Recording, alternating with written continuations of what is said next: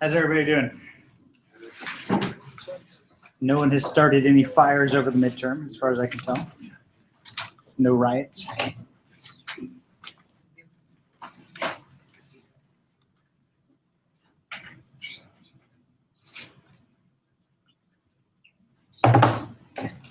If you're going to start a riot, do it when I'm not here. It sounds like it would take some of my time.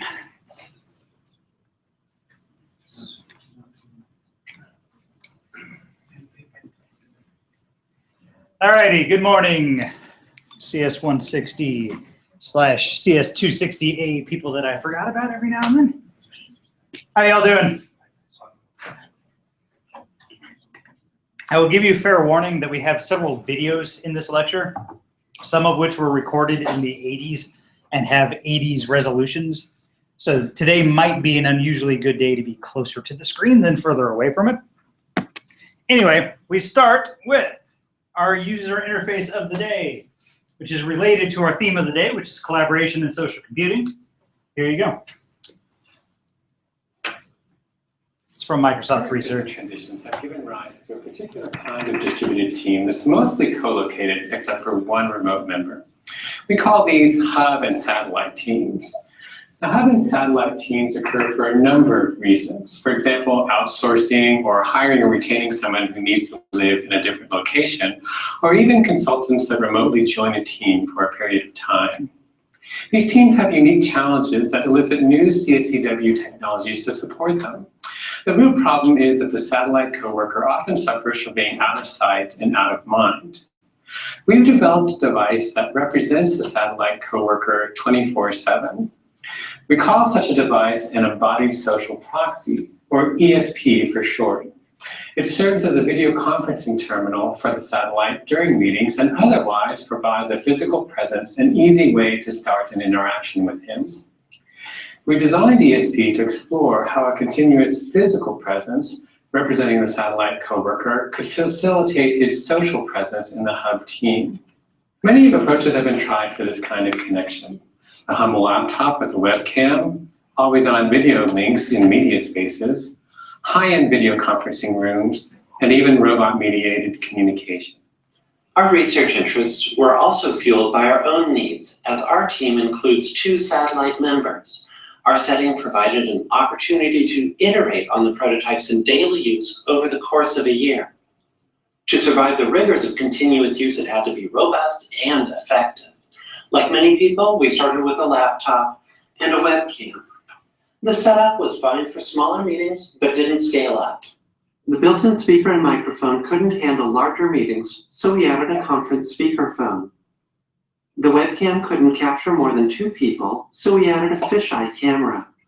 The fisheye camera couldn't capture the whiteboard interactions that often occurred in our meetings, so we added a remote-controlled pan-tilt zoom camera. We found that portability was important, so we put it on a cart and mounted the laptop at eye height.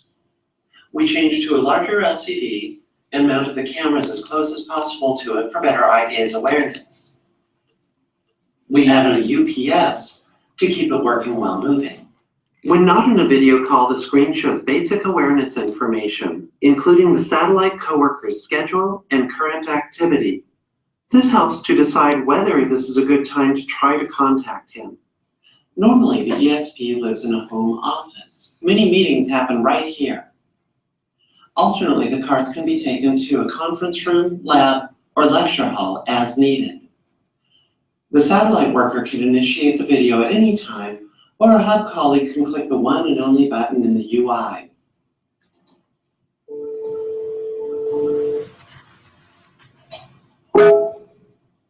Hey, Steve. Hey, yeah. Hey, it's time for the meeting. Okay, let's go. Okay, let me unplug.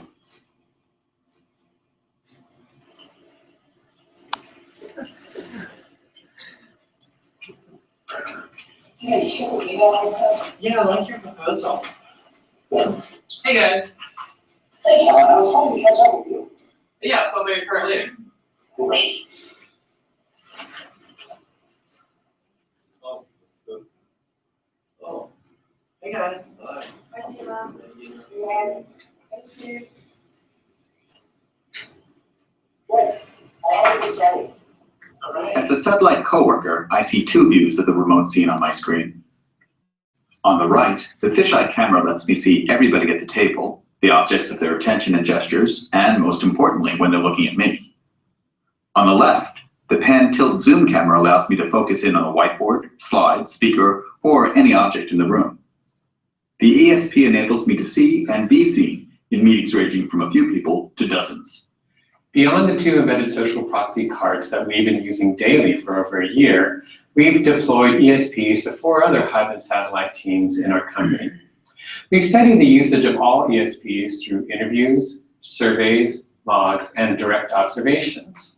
Within meetings, it transmits rich nonverbal cues which support natural patterns of conversation. In the long term, it enhances the hub's awareness of the satellite worker, counteracting the out-of-sight, out-of-mind problem. The embodied social proxy provides a continuous physical presence for the satellite coworker, facilitating a social presence in the hub team and mitigating the asymmetries inherent in hub and satellite teams. Okay, so any thoughts on that? It's a few years old now. That technology has kind of moved in the years since Microsoft Research pioneered it. But what was good? What was bad? What were their keen observations that you thought were interesting? Please. Considered a lot more than just getting people into meetings, like stuff like what to do if you want to just get a hold of them, or if you wanted to like look over at what they were doing.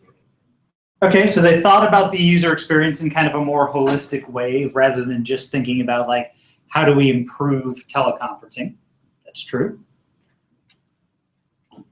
What was awkward about it? Yeah. A lot, but like, just like, back, like, I mean, I was thinking about like where he would be looking if he was, if you're trying to like interact with him, if he was using that camera, like, he's always going to be looking in the wrong place. Right. And it was awkward because it was a cart, and like, yeah, it didn't really seem like he was in the room, even though they tried to do that. Yeah. Something interesting about having to be pushed around by somebody else. Yeah. Yeah, I thought the most awkward part was that the cart had to be pushed. So I think since this video, they've made it more, more robotic. True. Other thoughts? Yeah. Does he have access to where the camera is pointing? As in, can he? The pan and tilt one he can move, and then the fisheye one is like a fixed lens sort of thing. All right, we'll keep this thing in mind while we talk about collaboration software today, and think about it in terms of the frameworks that we're going to get to, moving on for the rest of the day. Just to go on what other people were saying, a lot of people out there are actually like getting serious about this from a business perspective and trying to go out into the world and build real versions of this. And so at South by this year, there were like a bajillion of these things running around because there was a company there that you could pay like $20. I mean, it was something really cheap, and virtually attend the trade show. And so you could like buy time on the robot and then walk the robot around within the trade show and like check things out and talk to people. So there were a lot of these running around this year from various companies. And you've seen these. Edward Snowden gave like a TED Talk through one of these at one point. So becoming a real thing. It's interesting to me. Anyway, so what we're doing today is talking about the evolution of computing away from kind of single person personal computing and into multi-user collaborative and all the way up to like massively online social applications. And it's interesting because while in some senses it wasn't obvious that this would ever happen, it was kind of an underlying theme throughout the development of the personal computer. So when we talk about like the successes of computing in the 80s into the 90s and into today, it started very much with like people working on spreadsheets and people working on individual problems by themselves and then taking an artifact and like shipping the completed artifact off to someone else. But in many ways, this was just an aberration. This was what happened because we didn't really have the technology to do the right thing. And people knew this from the start. And so we're going to talk in a couple of weeks about like the history of HCI and like the grand visions of the past. But I want to give you a little sneak preview of that. There's this famous, quote unquote, the mother of all demos, 1968, Doug Engelbart gave this demo in San Francisco that was like half an hour long, and it showed the mouse and HTTP and hypertext and word processing and video conferencing, and like everything that would be developed over the next couple decades showed up for the first time in this demo. And so here's just a little video of part of that demo. Well, you see most of the way through here how this serves as a very powerful tool for an individual to work when he's studying, doing his planning, designing, debugging, documenting. But we also saw through the medium of leaving messages for each other and filtering them that people can collaborate quite well over a period of time by working on joint files. In fact, you can have a joint file and go leave a message and get a response in a matter of minutes because they're all available instantly by anybody from one of these terminals. But there's another degree of collaboration which is very important, and which we're just going to be setting up in the next few months the hardware to do computer aid.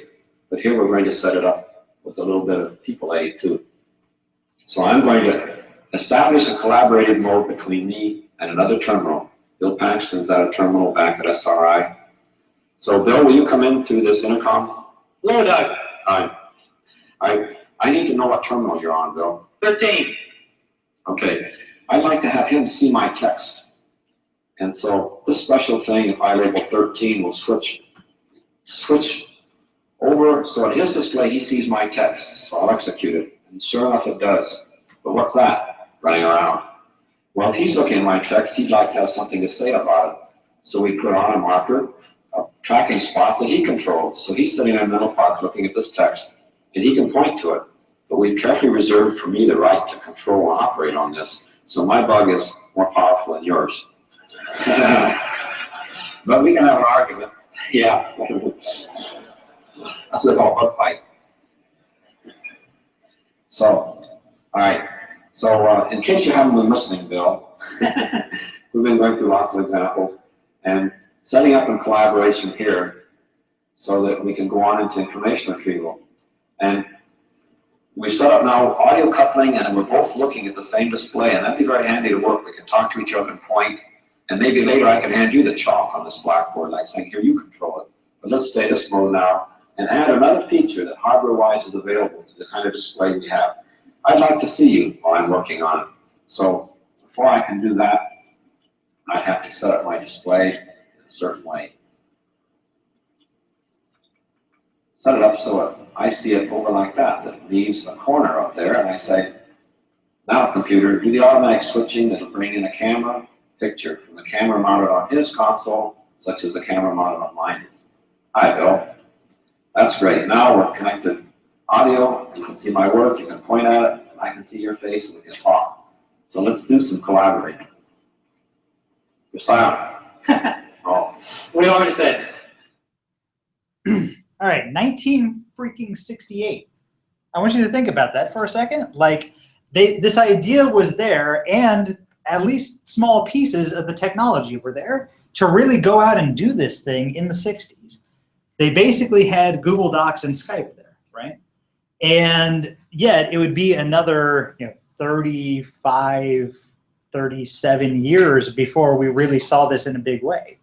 And it's interesting, part of it was technical, but not all of it. A big part of why this stuff didn't jump out immediately was that it was a big ask. There was a lot of progress that kind of the public at large needed to make between how they were using typewriters and what this system was capable of. And asking them to do it all at once was kind of just too much. They had to kind of go through the word processing era and then through the web era and move into these sort of collaborative spaces. So anyway, it's a long way of getting to the question, how can we understand and support collaboration between multiple users? And what does it mean to do that from kind of a research perspective and also from an industrial, real software engineering perspective? And so when we talk about collaboration, there's a big spectrum with many dimensions here. These are a few of them. number of users, identity of the users, how tightly tied together they are, the purpose of the collaborative activity, and then the time scale. And just to draw some kind of somewhat arbitrary distinctions, if I take kind of the left half of this table and say I'm going to talk about up to like a couple thousand users, they're part of small groups, that they have some pre-existing association with each other, they're doing work or hobby-related things over the time scale of like a fixed project, then we're talking about computer-supported cooperative work, CSCW. And this, as is true of most of these topics here at the end of the course, is literally a like class unto itself. CSCW is its own conference with many sub-conferences. There are hundreds of research papers published in CSCW every single year. So we are absolutely just going to scratch the surface of this topic, but it is this like whole field out there that you can get into. Very interesting. Then if instead we take the right-hand side of this graph, where we're talking about massive numbers of users who don't necessarily know each other and are kind of doing open-ended things, then we're suddenly talking about social media and social media participation and social computing. Again, many conferences on this topic, whole classes, whole majors now, many iSchools now have an entire major on like social media and social computing. As do marketing departments. We will take the 20-minute, high-level pass over this topic, but that's fun. So CSCW, it's a generic term which combines the understanding of the way people work in groups with the enabling technologies of computer networks and associated hardware, software, services, and techniques. And there's two parts of this that I want to focus on. Part one, we have to understand the way people work. So these sort of like need-finding, user analysis, contextual inquiry business that we've talked about in this class before really becomes a much harder problem when we start talking about big, complicated groups of people. And there are, again, whole conferences dedicated just to like descriptions of what happens in these social networks. And then we'll also talk a little bit about the actual technologies that enable people to do interesting things in this space. And like I said, the point here is that the principles that govern group behavior are really subtle, really non-obvious, really, really difficult because social organizational dynamics are at play. Like it's relatively easy when you have a single person and their task is like, I want to get to San Francisco. Like there's no sabotage there, there's no subtlety, there's no like intrigue in that process. Like they just want to get to San Francisco. That's easy enough to study.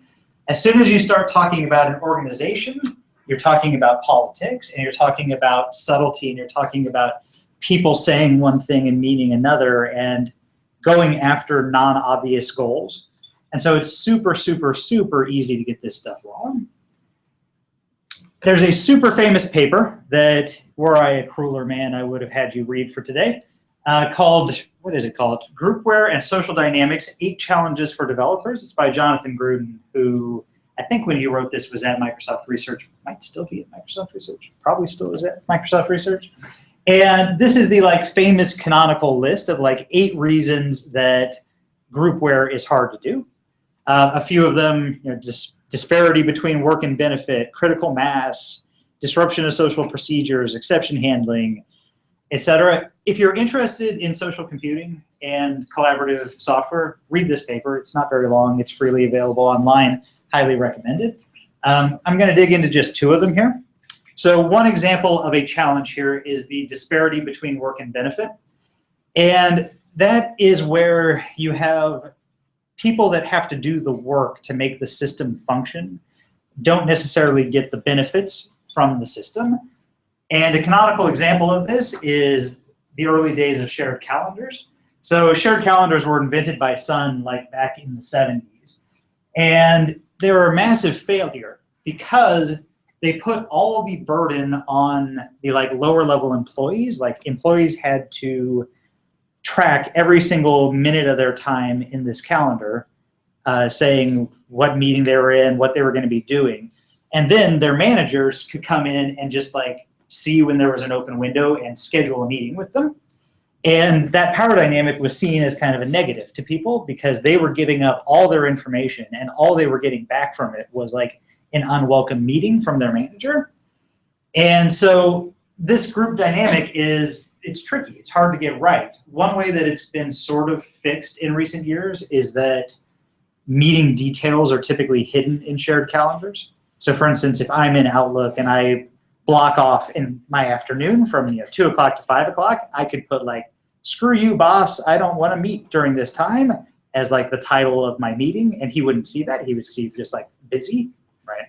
And so as the tools have gotten a little more private and a little more controlled, that burden has changed, and people are now a little bit more willing to work with shared calendars. Good. One other challenge to talk about is this notion of exception handling. And this is where you didn't do your contextual inquiry right, and you, instead of like going and observing what actually happens in the real world, decided that you were going to just go by the book. You were going to like read the operations manual for a particular enterprise, and you were going to build software that works towards that operational definition of what a company does. And the problem is lots of things happen in the margins instead. As soon as you have lots of people involved in things, really a lot of the important interactions that happen in a company or in a group happen extemporaneously. They happen by chance. They happen just by people happening to go one place or another and bumping into each other and talking to each other. And you really have to account for that in your software. One very tangible notion of this came from the world of medical records, where they tried putting these like digital medical records into dentist's office in the 80s. And what they found out was that nobody was using them, and they couldn't decide why. Like, why don't people use these? Why didn't people like the online medical records or the computer-based medical records?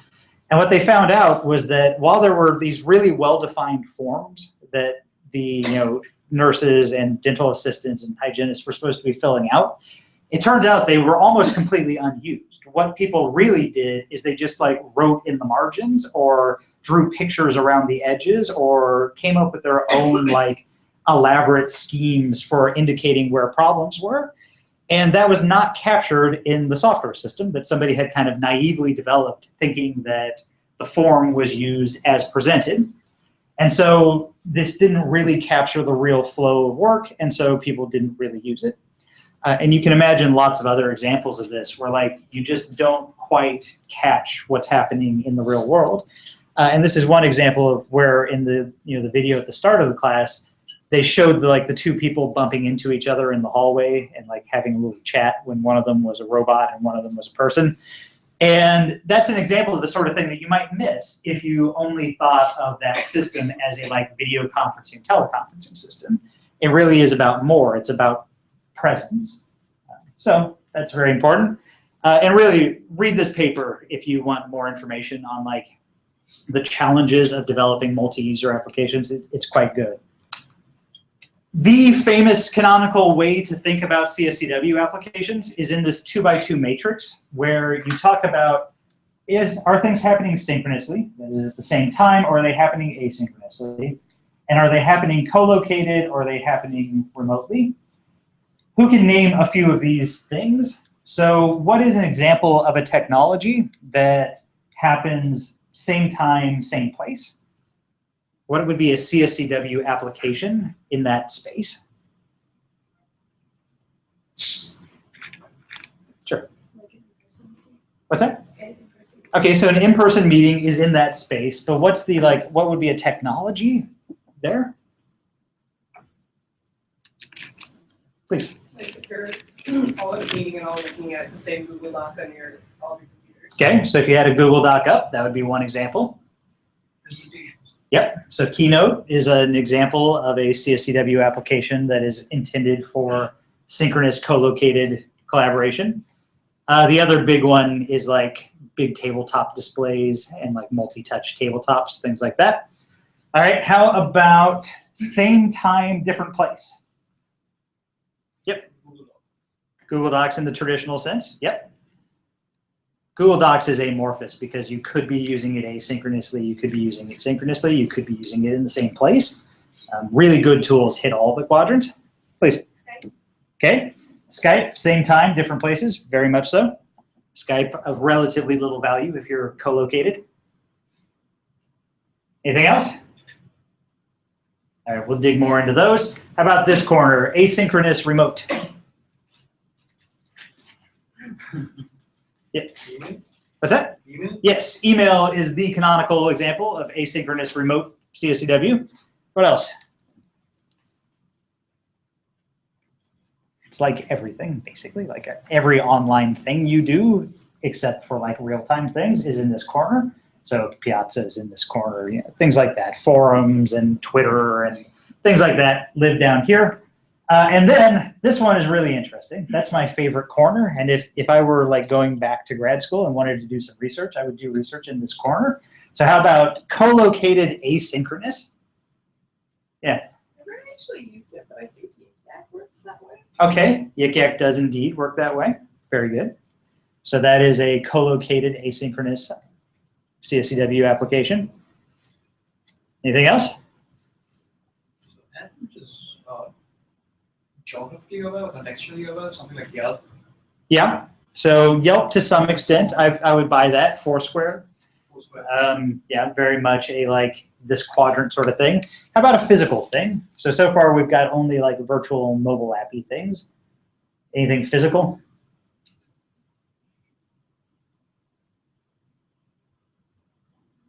Yeah. Like proofreading a book, like a book editor, like. Okay, I could see that. So anything where you have like an artifact involved in the process. Yeah. Parking meter? Okay, I like that. Parking meters, sure. If you take a step back from technology, the example in this corner is like a literal bulletin board, where like you go up and you like stick something into the bulletin board, and then some other time somebody walks up and reads it. And different people have made different attempts at doing like digital bulletin boards in a meaningful way. Some of them have worked and some of them haven't. But anyway, it's an interesting corner. We'll come back to it a little bit. So here is one list of like some examples of these things. I think we got most of these things. Single displays, roomware, video conferencing, email, bulletin boards, team rooms, large public displays, that sort of thing. Cool. So we're going to dig into a few of these just with some examples. So same time, same place. A fun thing that's been happening over the past few years are the clickers. Do they still do PRS here? This was big like 5 years ago, where you would have to buy the little clicky mabobber, and then you would sit in class and you would like vote on things and answer multiple choice questions and whatnot. Anyway, it's an example of like how you engage students and make sure they're not just completely asleep. And if you use it right, and I'll talk a little bit about this, I think I'm going to break down and do a talk on human learning in here in 2 weeks, just because it's like what I actually do, and maybe at some point I should talk about what I actually do. But anyway, if you use these things right, you use them to like catch misconceptions in the class early and then fix them relatively early. So that's the idea there. Single display groupware, where you have multiple people working around a table. This is the research Bjorn did when he was at Microsoft Research. And then all the way up to like large scale roomware, where you have like mission control sort of deals where you have lots of people sitting around, you know, one big display in a room. Things like if you were at the lecture where I talked about things I saw at South by Southwest, they had all these social media command and control systems. Those are examples of roomware. We'll have a little video about that.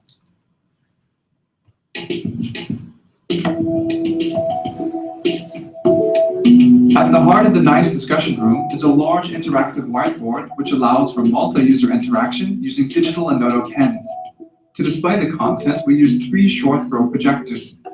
In addition to direct interaction with the whiteboard, we support the seamless integration of external data sources such as laptops or traditional paper. A sketching program for large interactive wall displays was developed specifically for the provided hardware setup. Various tools and attributes can be accessed by using either a physical tool palette or a digital pie menu. The digital menu can be opened at any position on the whiteboard with a simple dwelling gesture, offering an optimized interface design and direct feedback. The tangible menu can be used as remote control when carried around, or can be pinned to the whiteboard using magnets. Users can sketch on a canvas of infinite size and can zoom in and out as well as pan around using gestures.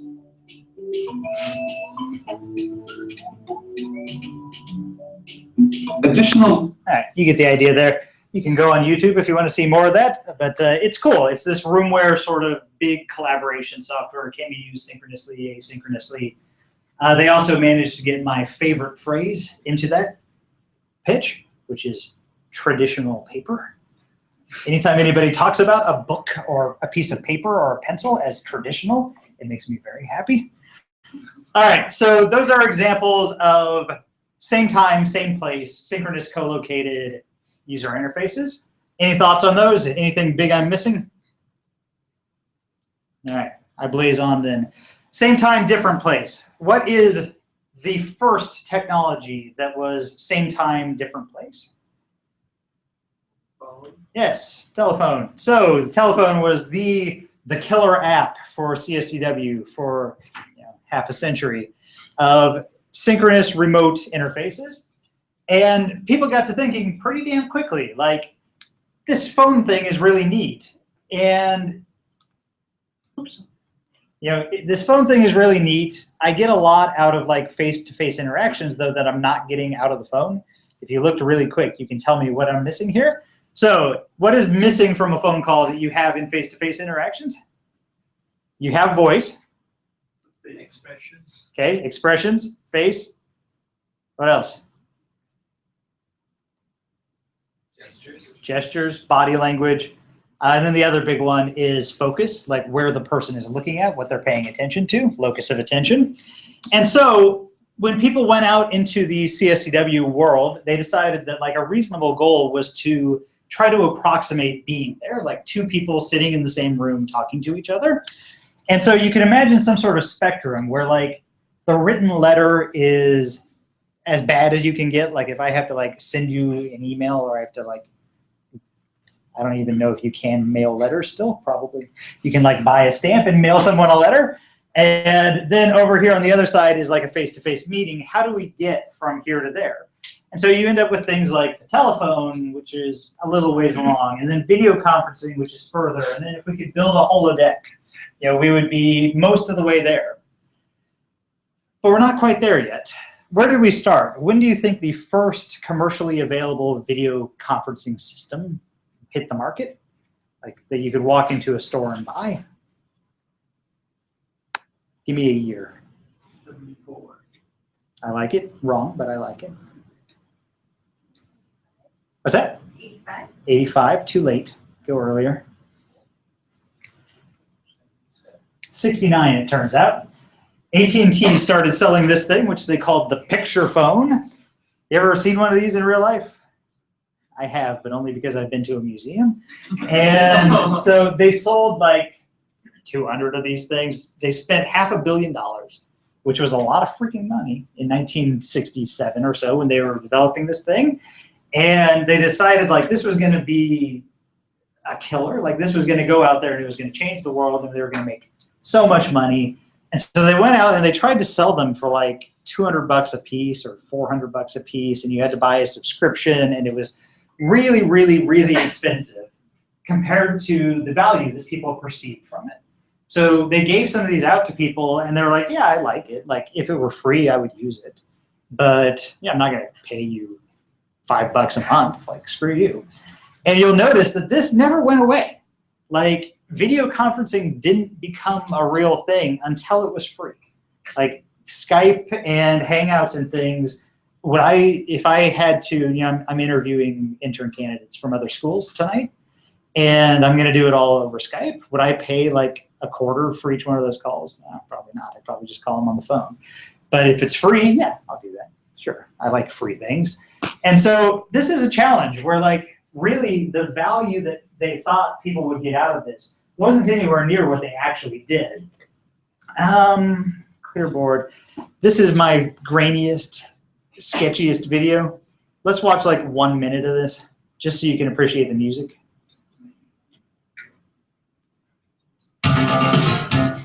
In a face-to-face design meeting using a whiteboard, we frequently switch our attention between the partner's face and the drawing surface. Even when drawing, we often briefly glance at our partner's face to attract attention or to gauge comprehension. This dynamic and interactive focus switching between drawing surface and partner's face is triggered by a variety of nonverbal cues, such as eye contact, eye movement, head turning, and gestures. Current media space technologies do not support these cues. Users cannot switch their attention between the two spaces naturally and smoothly. In existing desktop video conference systems, such as Team Workstation, the images of participants and the shared workspace is a simple mock-up of this concept for a co-located pair of users. In Clearboard, since the partner's face and drawings are closely located on the board, refocusing between the drawing and the partner's face requires less eye movement. Users had no trouble in distinguishing drawing marks from the video background. The transparent. All right, you get the idea. That's Hiroshi Ishii, who is at the MIT Media Lab and is now, I think, he's either director or director emeritus of the MIT Media Lab, basically the inventor of tangible computing. Valkyrie may have talked to some about his work. Anyway, so these are examples of trying to do like teleconferencing in ways that added value, because it was realized pretty early on that if you didn't add some value, people just didn't quite care. We've made some progress in that front, but still video conferencing gets really tricky past 2 users.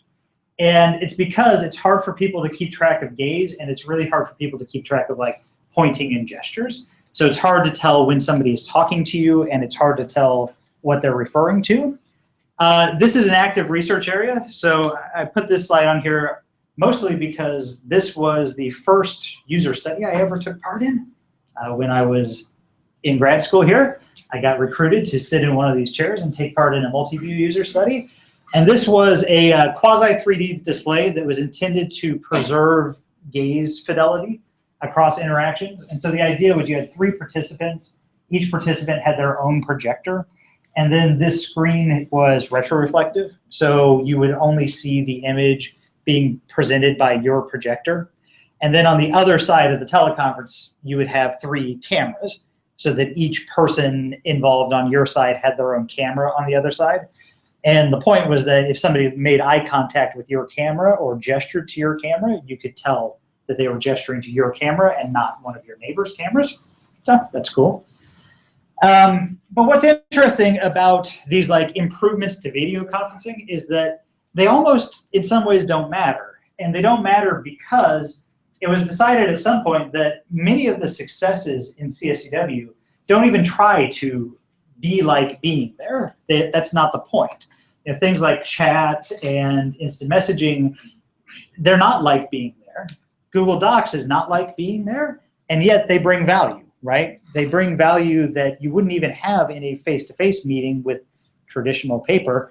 They offer some other, value that is totally different. And so that's usually referred to in the literature as beyond being there. And virtual presence fits in that. Asynchronous communication, anonymous communication, automatic archives of communication, all are benefits of like CSCW beyond being there. And so you end up with this kind of guiding principle for this space, which is that the goal should be to support the functions of co-location and not the form. So it doesn't matter if what you do replicates people sitting next to each other, it's that they can be as productive and as happy and as useful as if they were sitting next to each other. There is this question of like whether or not synchronous tools are a good idea. And so we talked last time, this quote from Herb Simon about like a wealth of information creates paucity of attention. And there's this concern in the world that like as interruptions become more and more frequent, like your opportunity to do actual work gets lower and lower. I think this chart was drawn by old people, but that's just my opinion. Like I think that you kind of get used to it. And so there's concerns, right? Like if you are literally just like staring at Twitter every time the Twitter thing goes, then yeah, you're never going to get anything done. But people are smart and people are pretty good at striking a balance between these things. Cool. All right, different times, different places. Asynchronous remote communication. Email, wikis, blogs, Facebook, bulletin boards. Who's used a bulletin board system? Anybody here? Like actually dialed into a BBS? The 90s were awesome, and I'm sorry you guys missed it.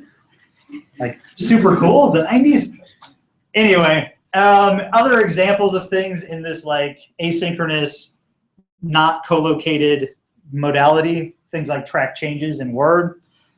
Track changes applies to other media. So when Pixar is working on a movie, they do this sort of asynchronous collaborative track changes sort of work on those movies. This is from Sketching User Experiences, which we read a chapter out of way earlier in the course. And then things like visual diff over Git repositories. Other examples of these like fun asynchronous disparate located user interfaces. And then this last bucket that we talked about, the different time, same place one, which we came up with a few good examples of, things like Yik Yak. If you've ever seen, there's some of these projects where they're for either shift workers or people who work in an office at different times of the day, where there's like ghost projections of like what the other person was doing while they were in the office. So if you've ever done like Mario Kart and you race against the ghost, like same sort of deal, you like see what the person was doing through in the office. So they've gone so far as to like make the sounds of like the refrigerator opening and closing and just like putting the like community noises back into a space based on what somebody was doing earlier in the day. So things like that. Cool. And then in general, just your takeaway from the CSCW, half of this lecture, is that it's not good enough to replicate offline experiences online. You have to go beyond being there. CSCW systems where the cost to participants is high and the system's benefit is mostly to someone else will always fail. And the most important thing here is to understand that like basically everything is a CSCW application at this point. Like it's very rare that you do something that is truly isolated from the rest of the world. And so it pays to understand these like social dynamics and to try to get these things right. Questions on CSCW? Please. For evaluating these types of interfaces, is it usually about the same as things that we've gone? It is, except that you have to do a lot more of it. So, where we've said previously that like 5 users is often enough to like find most usability problems in a system, 5 users is not enough in like collaborative software. You almost need like 5 instances of whatever you believe the like real interaction to be. And so if you really want to do like user tests on a teleconferencing system with just 8 people involved in it, you need 5 groups of 8 people, and things like that. And then also context is radically more important for CSCW work than it is for like standalone work. And so lab studies don't work very well in the CSCW context. Like most of the good evaluation work that happens in the field rather than trying to like bring arbitrary people in, which is part of why a lot of these things are coming out of industrial labs rather than academic labs right now. It's because they're actually developing them for their own use, which is good and bad, but true. Yeah. So if it's in different locations, how they do field testing or user? Often you'll send somebody to both sides. So I've run user studies like that where I've had like a participant in San Francisco and a participant in LA, for instance, and I've just had to send, in that particular case, it was an intern. Sent an intern to LA to like run that side of the user study. But you got to do what you got to do. Anything else? All right, a little administrivia before we get into social computing. First, does anybody have a piece of paper they don't mind losing? I'm really pleased with this audience today because it's like exactly the set of people that show up to lecture. So let's make this the day we take attendance.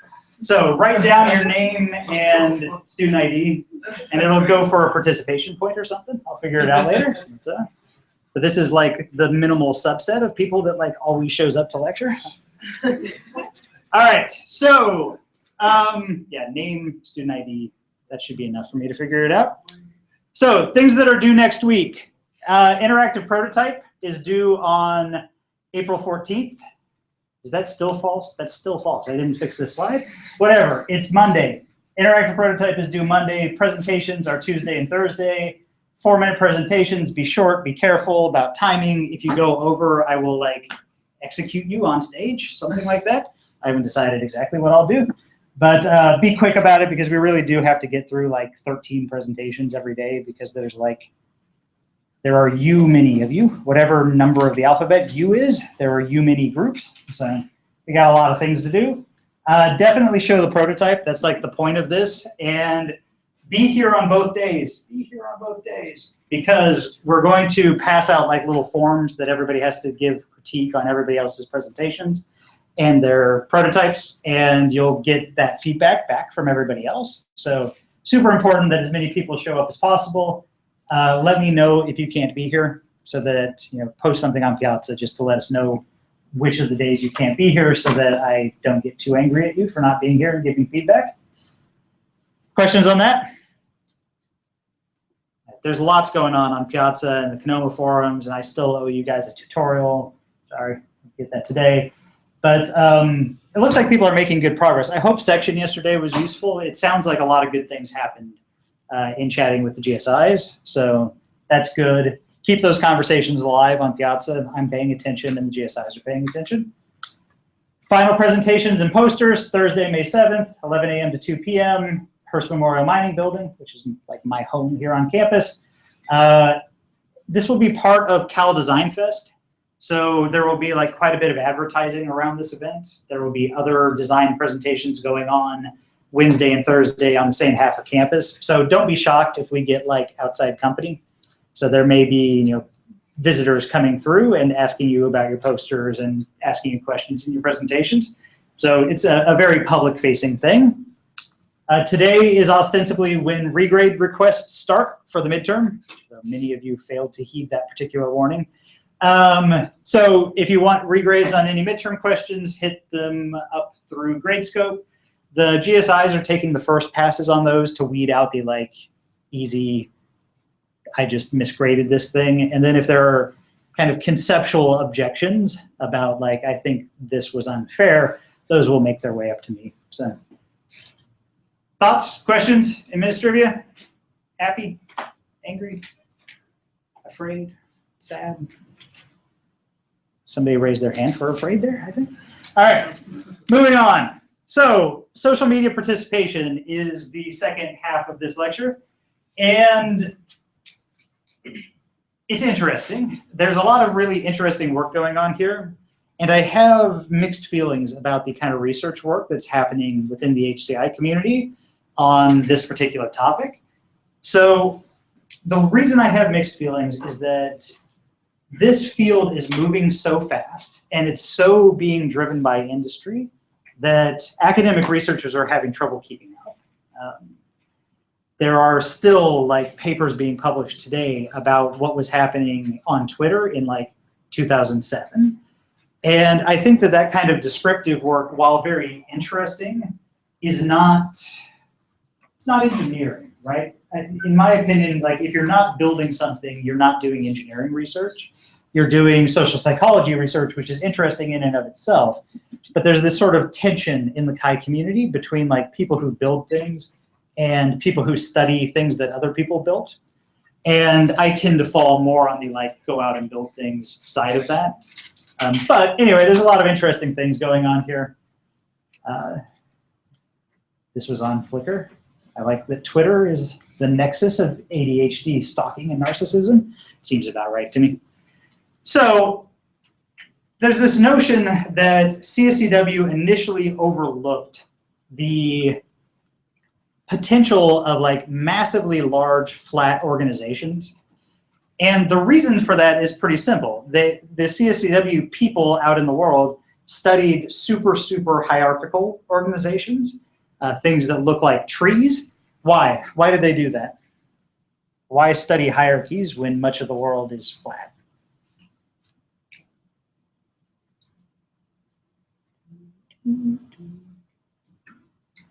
Was it initially catered to the enterprise and enterprise being hierarchical? Yeah, so I mean, the initial CSCW clients were businesses, And most, not all, but most businesses are kind of inherently hierarchical.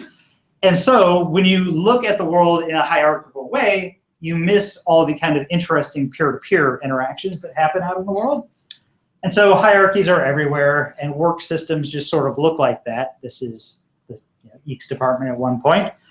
And the reason for that is simple. There was this super famous book called The Nature of the Firm, written by Ronald Coase back in 1937. He won the Nobel Prize in economics for this particular book. And he studied why teams and companies organize into these hierarchies. And the answer is pretty simple. It's that there is some cost to every operation that happens in a organization, where if you want to do something, you need to like get approval from someone, and then someone needs to like monitor it and make sure it's going well, and then you have to like get all the checkoffs and then communicate it back up the chain of command. And so if you think about it like a graph and you're looking at like a hierarchy, then if person down here does something interesting and it's super important and everybody should know about it, the cost of that is like 3 nodes. Like his boss finds out about it, and then she finds out about it, and then the CEO finds out about it. And so there's like 3 transactions that is the like managerial overhead of this thing. Whereas if you are in a like strictly flat peer-to-peer organization and somebody makes a decision, suddenly that decision has to be broadcast out to everybody, and the graph gets really dense really quickly, and the managerial overhead of like making sure that that thing is happening the way that it's supposed to be happening gets really expensive. And so Clay Shirky at NYU did this work on, what is the Gaussian floor? And the notion here is that institutions have some managerial overhead. Even in this like hierarchical thing, this person here is doing less real tangible work than this person is, because this person is also managing somebody, right? So they're doing work and managing people, and then this person is a director, and they're like doing work and managing managers. And so you're paying somebody to do not work for some portion of the time, right? And so that's the like managerial overhead of your organization. And there's this floor, which is the point at which a endeavor that you are considering undertaking as an organization doesn't make enough money to pay for that managerial overhead, at which point it doesn't make any sense for your company to do. So if you think about like big software companies like the Microsofts and the Googles and the Adobes of the world, if they have a product in mind that's going to make $500,000 next year, that's nothing. It's meaningless. It's completely pointless, because that's all going to go to overhead. Like the 2 employees that are being paid to work on it, and then the management structure above them eats up that entire $500,000 in like 6 months, and there was no reason to have ever bothered doing that thing in the first place. And so this is why, by the way, like Google went through and killed a bunch of their projects that a lot of people liked recently, was that they weren't profitable enough to make it above the floor here. And so you end up with these things where like certain things that might be good for the world, might be useful for society, never get done because they're below this profit floor for big organizations. It's interesting, I think. It's the economics of like HCI. And so how do you get those things done? For decades and decades, they basically only got done by nonprofits, like the NGOs and the American nonprofits of the world that went out and did things that were like socially beneficial, but didn't contribute to profit for a company, couldn't overcome that overhead barrier. And so now suddenly when you introduce new tools that lower the threshold, lower the cost of these peer-to-peer interactions, you get much closer to free coordination between different people in a flat organization. And suddenly new group actions become possible that never could have been served by like big companies. And instead, companies provide the platforms that are used to supply the content instead of supplying the content itself. And this, I think, is kind of the fundamental shift of the past decade, really, is that more and more companies are platform providers instead of content providers. It's a big deal. And so just as an example of something that has some like marginal value to the world, but is not like on its own profitable, think about something like lolcats, okay? So each lolcat that exists in the universe has some marginal value, right? Like the universe is a better place for the existence of the lolcat. Not a much better place, but it's a better place. And maybe you could put a dollar figure on that, although it's quite small. And so imagine that you were doing a startup and you and your buddy got together and were like, all right, we're going to make lolcats and we're going to sell lolcats. It's not a sustainable business. Like ICANN has bankruptcy before IPO is what you're heading towards there. And so it's a bad thing, right? Where you know that you're in trouble because you just can't quite get to revenue. But ICANN has Cheeseburger can exist. And why is that? It's because they're not selling lolcats. They're selling the platform. They're putting ads on top of the platform. And they're letting other people come out and put the lolcats there. And so it's interesting, like the cost of building lolcats, so to speak, is not super expensive, but it's too expensive for one organization to do. Like ICANN has Cheeseburger couldn't have hired 100 engineers to sit around like generating these things. It wouldn't have worked that way. But they can hire like 3 engineers to like build a database and a front end and then present the content that other people are building to the rest of the world. And they can make money off of that. Very interesting. Not a business model that existed 20 years ago.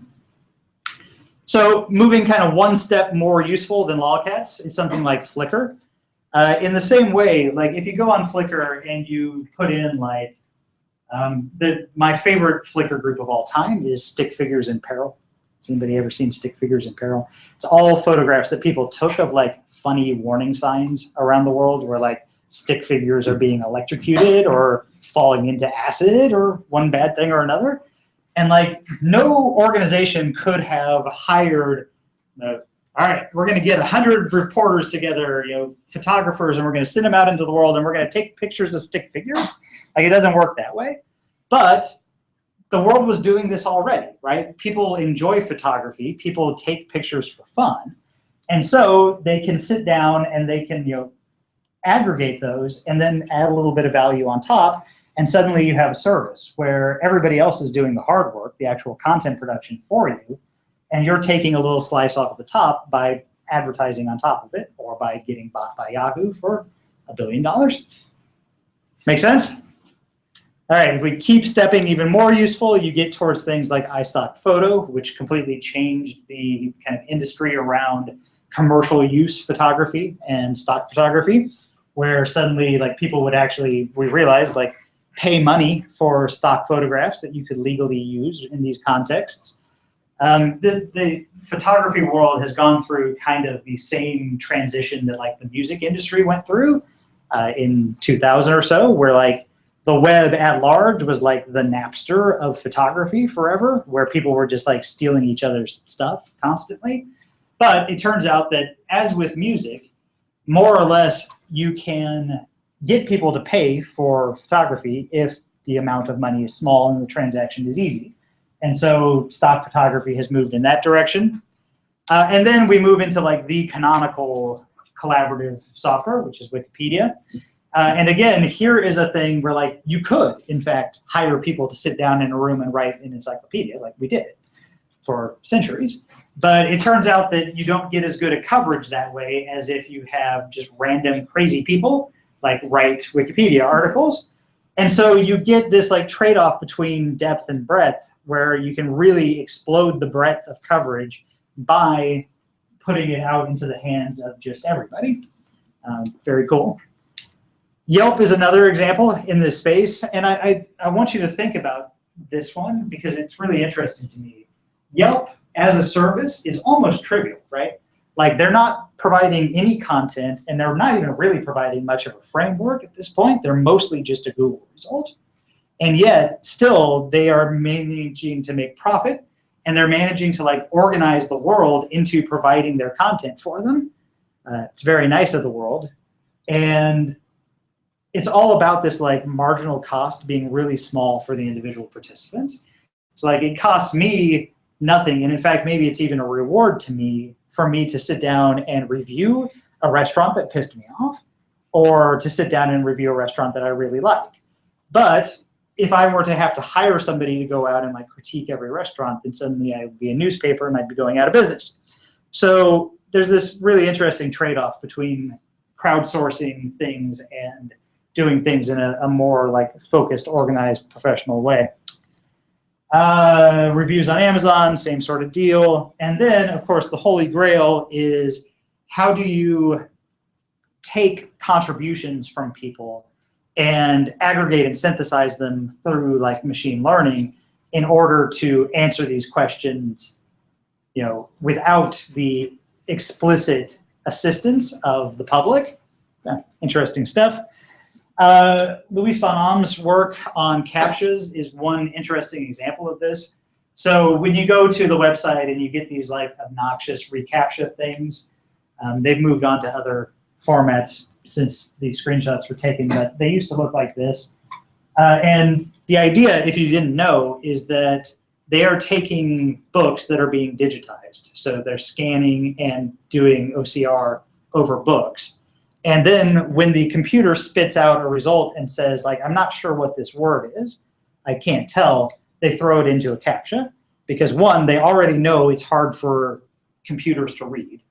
So they know that like robots are going to have trouble, you know, reading this sort of thing.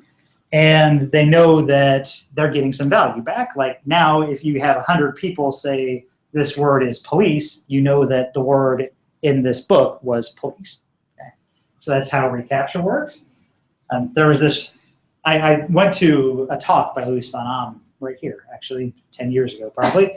And somebody asked a question like, you know, what will you do if, you know, the spammers solve the, you know, solve the things automatically, like they build an AI that can read these things? It's like, great, that's fantastic. Like if somebody goes out of their way to like improve the state of the art of computer vision to defeat my thing, great. Like I hope they open source it. Like we'll make our thing harder when that happens, but like they will have solved an incredibly hard computing problem. That would be wonderful. How do people actually get around these? What happened instead? What happened instead of somebody inventing like the mother of all computer vision algorithms?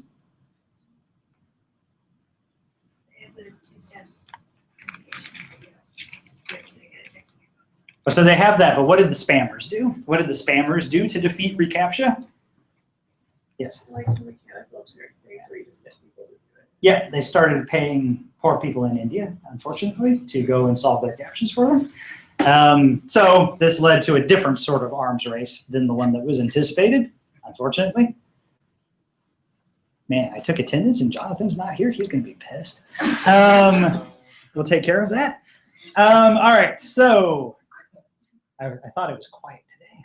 What happened here? All right, other questions on CAPTCHAs? On this sort of work? All right.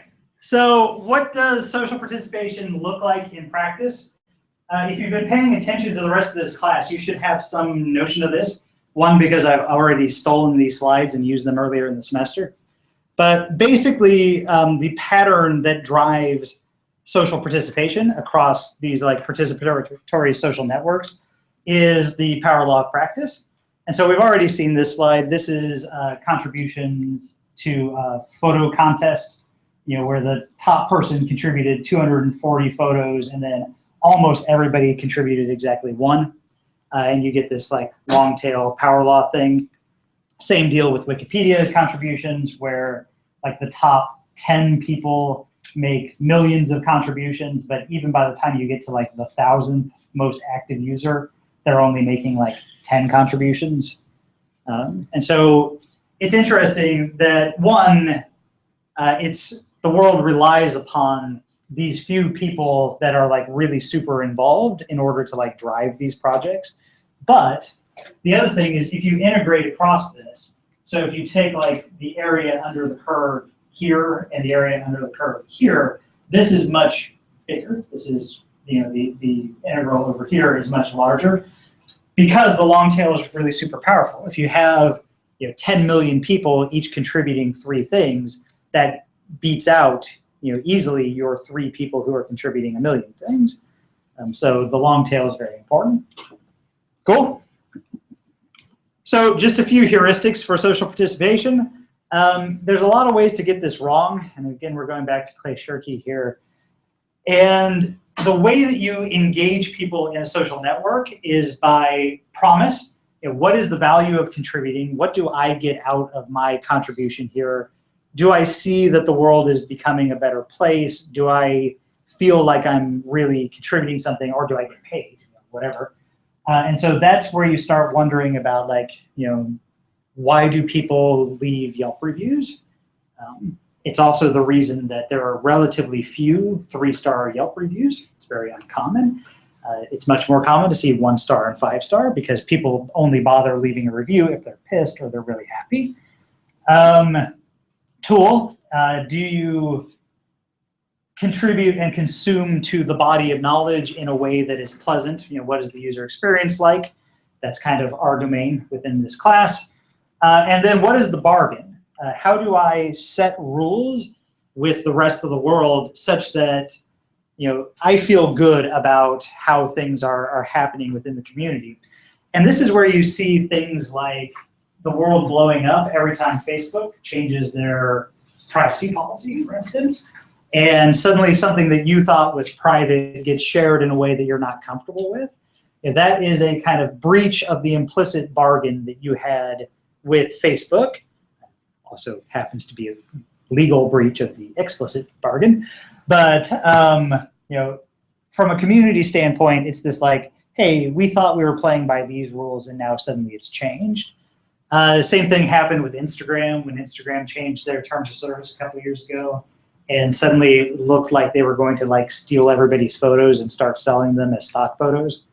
And everybody got really pissed because, you know, the bargain that they had made with the system was being undercut in one way or another. Yeah. Does that work for photos which would be taken after the policy change, or including photos which were taken during the policy? As it was put in the terms of service, it would have included photos taken before the change. They ended up changing their policy because everybody got mad. They claimed that was not their intention. Cool. Anything else on this? All right, so just to dig into a couple of these challenges that are specific to like big social software. One is the success crisis. So you will only find out whether or not your solution works at scale once you've already won. And by the time you've won, it may be too late to fix things. And so the like canonical horrible example of this was Friendster. Anybody in here have a Friendster account? I had a Friendster account. I'll admit I had a Friendster account. So Friendster was like Facebook before MySpace was Facebook. And Friendster basically invented this like social networking thing at scale. And they planned for like, maybe we'll have 10,000 users. Wouldn't that be grand if we got 10,000 users? That would be a tremendous success and we would be so happy. And then they cruised along at like 20 users and then like 200 users and then like 2,000 users. And they're like, this is great. This is going exactly as we thought. And then the next step was like 25 million users. And suddenly their server architecture just like completely melted down, like nothing was working. So imagine Facebook, but it takes like a minute for every page to load. That was basically where Friendster was at in like 2002. I guess earlier than that, that was the MySpace era, maybe 2000-ish. And so they missed on 2 counts. One, they literally didn't have the physical architecture to like make things happen. And 2, they didn't understand like the social dynamics they were getting into. So part of the Friendster meltdown was about hardware. Part of it was about they started like really cracking down on groups that they, one, didn't agree with, or two, they felt were like using the hardware, or using the platform in a way that wasn't intended. And so like Friendster had no notion of groups, as Facebook did in its early days. And so if people like all liked chess, somebody would make a fake account named Chess and put it on Friendster, and then everybody would friend the chess account, and that's how you would talk about chess, was you would all have this mutual chess friend.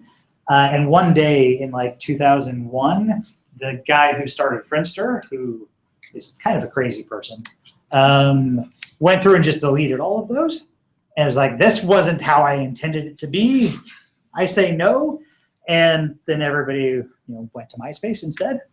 Happened. There's that scene in Facebook where the guy is like, $1 million is great, but how about $1 billion? The Friendster case was like, tens of $1 million is great, but how about $0? How would you like 0? That's what Friendster got. So everybody went to MySpace, and then MySpace imploded, and everybody went to Facebook, and then Facebook imploded, and everybody went to Google+. And, I'm funny. Nobody likes Google+. Something at some point will replace Facebook. It will happen. And these things just turn over. Anyway, that's that. A second challenge is the There Goes the Neighborhood challenge. So early adopters are often self-selected, homogeneous. What often happens out here is like somebody in the valley comes up with something cool, and then it only gets used by like the wealthiest 1% of the country who happen to live in Silicon Valley and happen to be like incredibly smart and happen to have like all the exact same set of privileges. And then when you try to release it out to like the world at large, it fails. And everybody's like, what? No one could have seen that coming. And so the point is that like the early stages of a platform are not necessarily indicative of how it will do further down the road.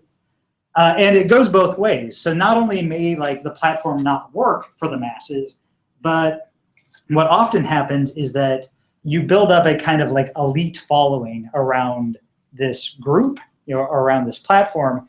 And then when the like unwashed masses show up, the people who really liked your platform leave because there goes the neighborhood.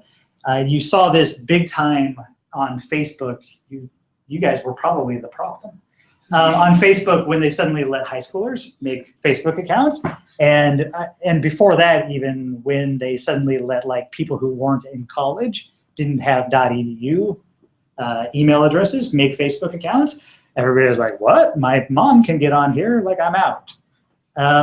So there's that. I'll tell you one story just because I like it. In the 80s, early 90s, there was Usenet, right? Which is like news groups that you accessed through like dialing into a bulletin board system, and then it was all text, and you could read through the bulletin board system.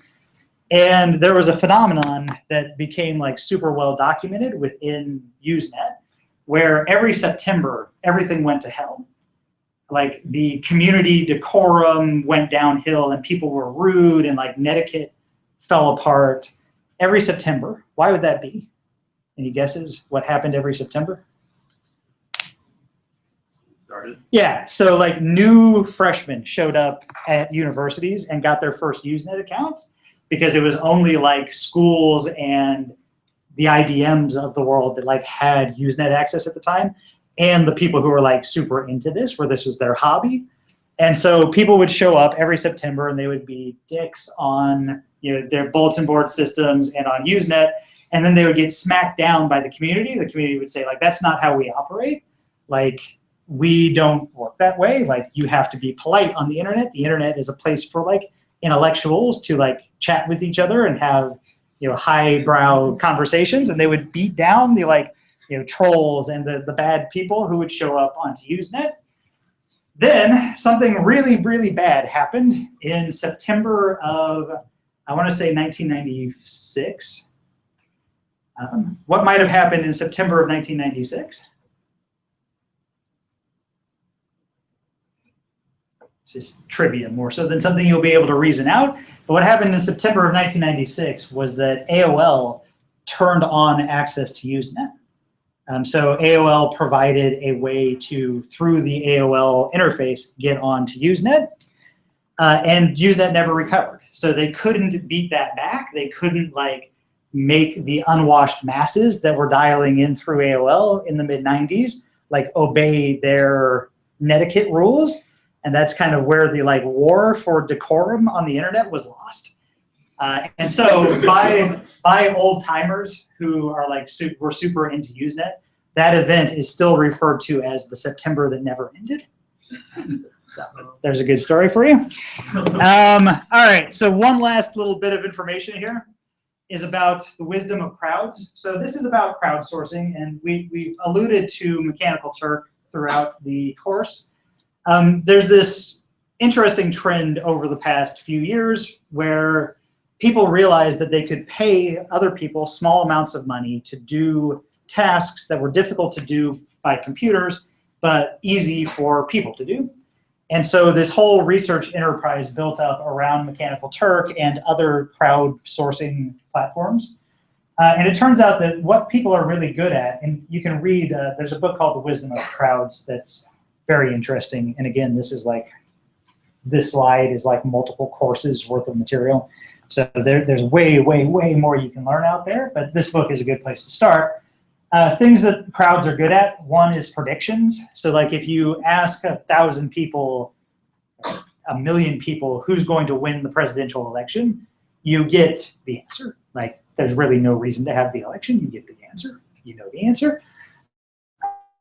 A jar of jelly beans out at a county fair, and you have 1,000 people walk by and guess the number of jelly beans, the answers will be wrong, but the average of the answers will be very close to right. These are the sorts of things that you get just because different people's brains work in different ways and they average out in a way that like it makes sense from a community perspective. They're good at solving tough problems together. They're good at causing and creating change. So you get things like, you know, MoveOn.org and what's the big petition one? Change.org. We can petition to deport Justin Bieber. Think important work like that. They're good at design, things like that. So you see like 99 Designs, Worth 1,000, all these different sites out there where like lots of people do design work, and then you can kind of cherry pick like the good ones. They're good at collecting and filtering information. I need to update that slide because Dig and Delicious aren't super relevant anymore, but still, like, we get good information about, like, you know, what sites are relevant. Every now and then, some new website that is a Q&A website comes around. So for a long time, it was like Yahoo Answers, and then Yahoo Answers kind of got replaced by Aardvark, and then Aardvark kind of got replaced by Facebook's thing that they were plagiarizing from Aardvark. Now Quora is there. Different people try to solve this same problem over and over again, but it's about like filtering good information and good voices out of the crowd. Medium is doing the same thing right now. And then democratizing production. So crowdsourcing of things like designs, things like documents, code. There's all these different like code challenge websites where people can participate in like building real things. The little games that you can play where you like unfold proteins when you're bored is an example of crowdsourcing. And then also getting down into like crowdfunding, and the Kickstarter world and the Indiegogo world and the GoFundMe world all kind of fit under this big umbrella. So crowd business, we're not going to talk about anymore in this class, but it is a huge, wide topic. Cool? Questions, thoughts? All right, so next week will be presentations, which is great for me because I don't have to write slides, but you guys do have to write slides. Seriously, get them in by Monday night because we're going to queue them up, and I don't want to screw around with unplugging and plugging and all that nonsense. Who has the attendance sheet? Hook me up. Thank you for coming, and I will see you at presentations next Tuesday.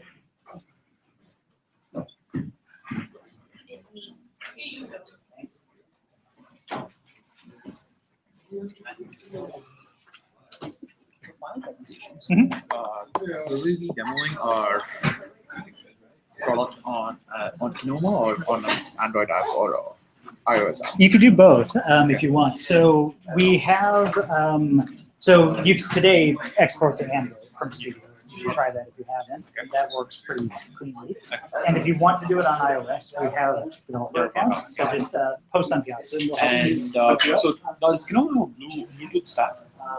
I'm just trying to think about in case for the final demo, not for this one, we don't want the sliders and we can actually feed in information. So we developed a Bluetooth stack for the device which we are working on. Yes, but it's complicated. It's the sort of thing where you would probably have to like come down to the office and just like work with people for an afternoon. But if you wanted to do it, you could. Or if I convert it to an Android application, can I just add the libraries myself and then? You can, but it's not trivial.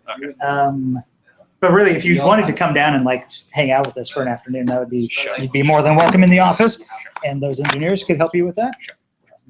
Yeah. Cool. Let me stop. No, I changed the main.js of